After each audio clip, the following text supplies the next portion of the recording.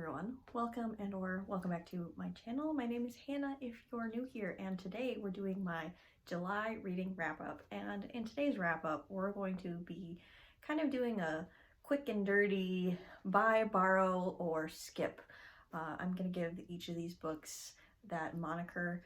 I am a little late filming this video, so we're trying to film and edit and get this out quick since it's already August. So without further ado, let's talk about all the books I read in July. If you haven't seen it yet, I did a 2025 new releases reading vlog in the month of July where I read Oathbound and The Two Lives of Faven Scythe. Those were both excellent books, so I highly recommend you go check out that vlog. I read only two genres this month, fantasy and romance. There was no sci-fi this month, no horror. So definitely in August, I'm going to be course correcting a little bit and trying to read some other genres. Don't get me wrong, I do love fantasy. It's my #1 genre, but I'm gonna try to diversify a little bit more next month. To get the negativity out of the way, we're starting with fantasy, and I finished The Deed of Paxenarian by Elizabeth Moon, and I finished this final book in this bind-up, Oath of Gold, and I gave Oath of Gold 1 star. Now, does it deserve 1 star? Probably not. As I was reading Oath of Gold, I was actually enjoying my time reading it, but I ultimately felt really upset by the ending and what our main character Pax has to go through, or what she goes through at the end of this book. I thought it was a little bit of a course correct from the previous installment, but ultimately I was a little too triggered by what happened to Pax, and it also felt like Pax was just coming into her own as a warrior and kind of finding her purpose when she is she goes through the things that she goes through in this book. Please check the trigger warnings. There is some gratuitous on-page stuff going on in here. I can't recommend the trilogy. If it's something you're interested in, please go check the trigger warnings. I thought and ultimately this series is kind of boring, so it's not just the triggering content. I thought ultimately the series was kind of boring for the start of Pax's journey to the end. Plot-wise, a lot and also nothing happens, so the pacing is just way off with this whole trilogy. So I didn't like this series, which is really disappointing because I did really like the first book, so I will be passing this along to someone else. I would recommend you skip this series personally. I think there are other more modern works that fit maybe our more modern sensibilities, but this is a skip for me, or possibly a borrow from the library. Then we have Dragon's Bane by Barbara Hambly. This is another classic adult fantasy. This is about primarily 3 main characters, but we're following primarily a witch named Jenny. She is in a long-term relationship with a man named John, who is like the lord of an estate, and Jenny lives off in the woods by herself. But these two have been in an established relationship for many, many years, and have 2 kids together. And one day a messenger comes and says, "Hey John, you killed a dragon in the past and we have another dragon situation. Can you come kill this one too?" So this is kind of like a Dragon Quest type story with characters that are in an established romantic relationship. I was trying to read different type of romance books that had, you know, adult characters, maybe, you know, characters that were already in a relationship, to see how I liked that. That wasn't my issue with this book. I thought this book was super boring and I thought the villain in this story was super cliche, mustache twirly, monologue-y, very flat character as a villain, so I ultimately didn't care.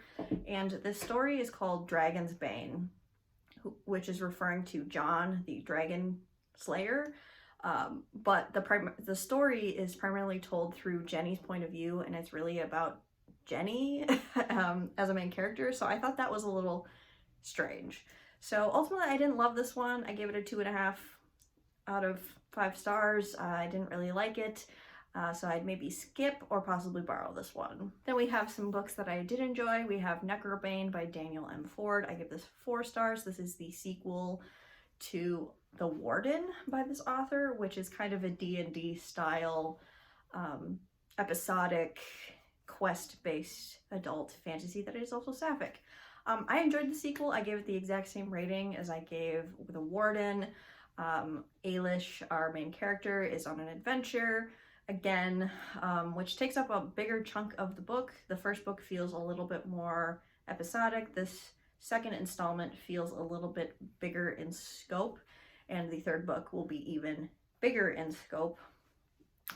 There was an element that I didn't love about this book, is that the big conflict in this story is literally waved away with a magic wand, essentially, which I thought was fairly anticlimactic. So I bought this book, and I think this is definitely a borrow.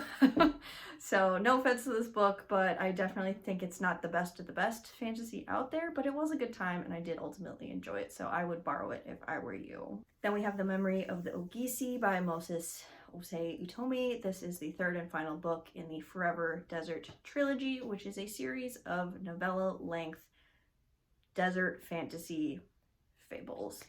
And we are back in the Forever Desert in this third and final installment, and I ultimately gave this one 4 stars. The first book, The Lies of the Ajungo, are still my favorite of the trilogy, but this was also an excellent installment and really wrapped up the series in a really unique and interesting way that I think you truly don't appreciate until you read all 3 books. I highly recommend this series as a whole. I think what this author is doing is unlike anything I've read previously.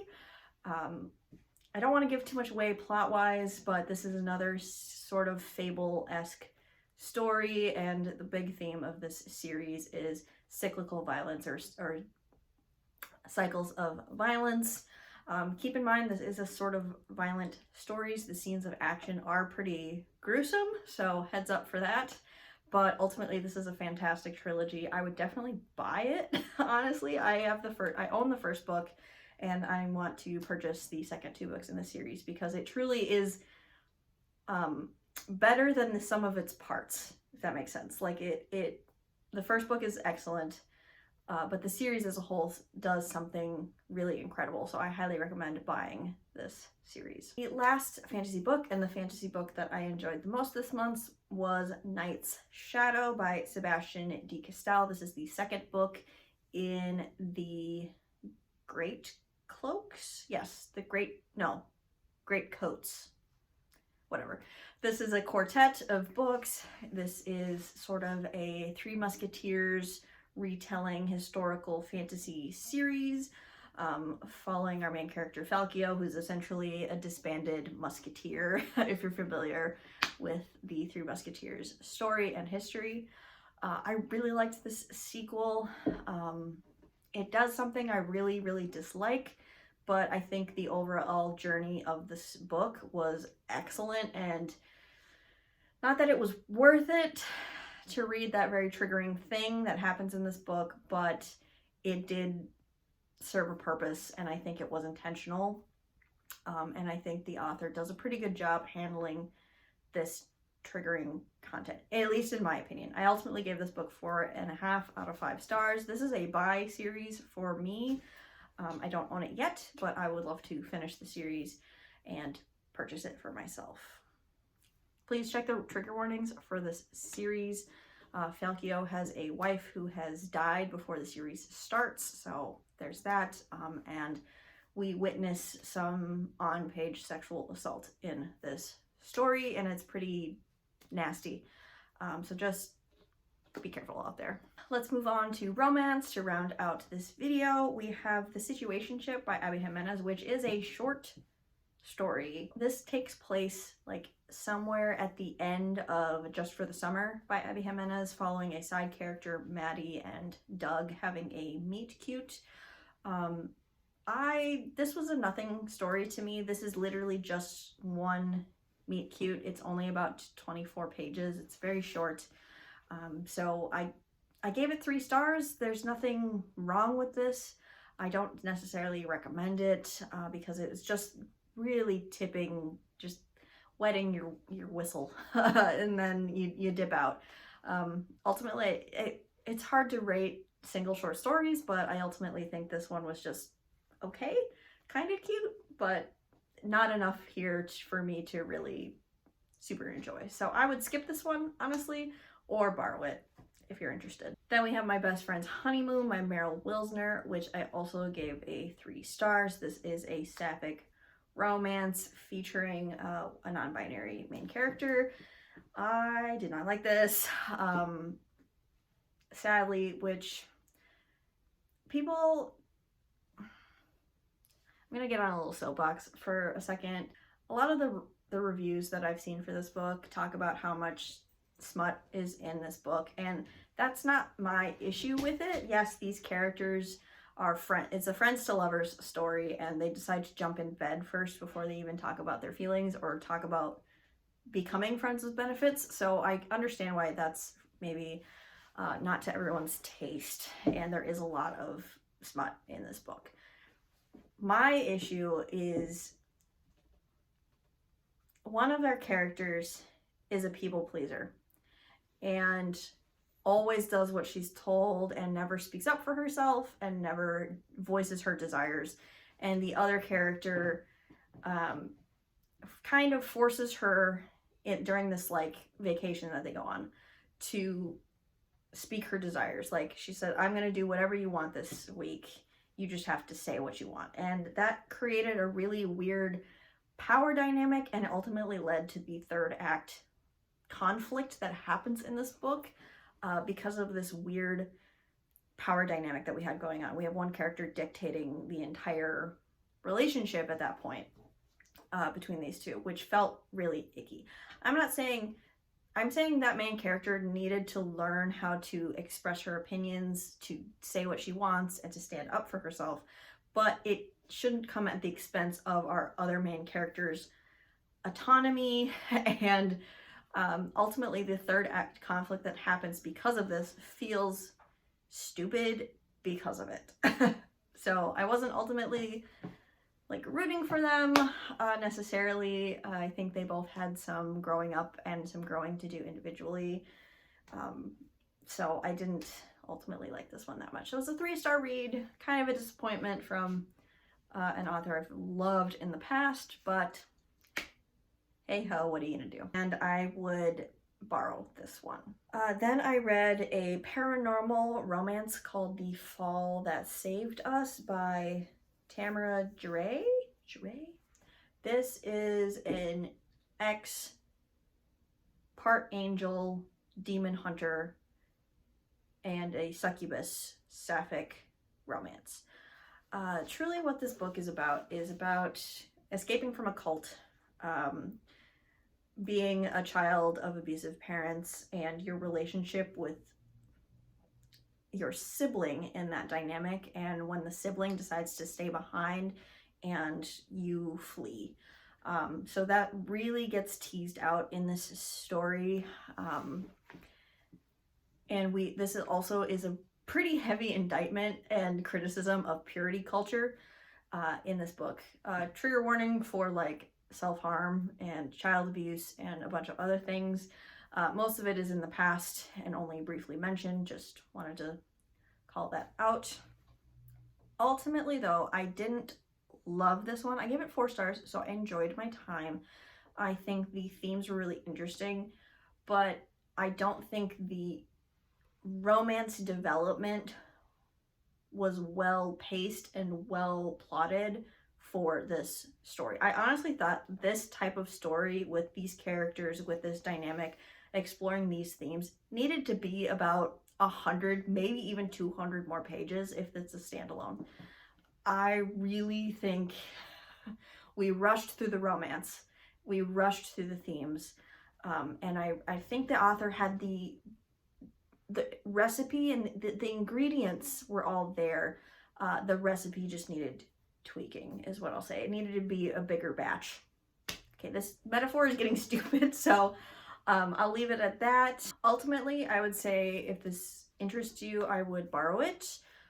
personally, but I could see this really working for some people, especially if you've experienced these things yourself. The last romance and my favorite read of the month is All Hail the Underdogs by E.L. Massey. Now, I did want to mention that I reread the first 2 books in this series like real people do, and like You've Got Nothing Left to Prove by this author, because I loved these 2 works so deeply. I reread them this month and continued on in the series. The first 2 books are about the same couple.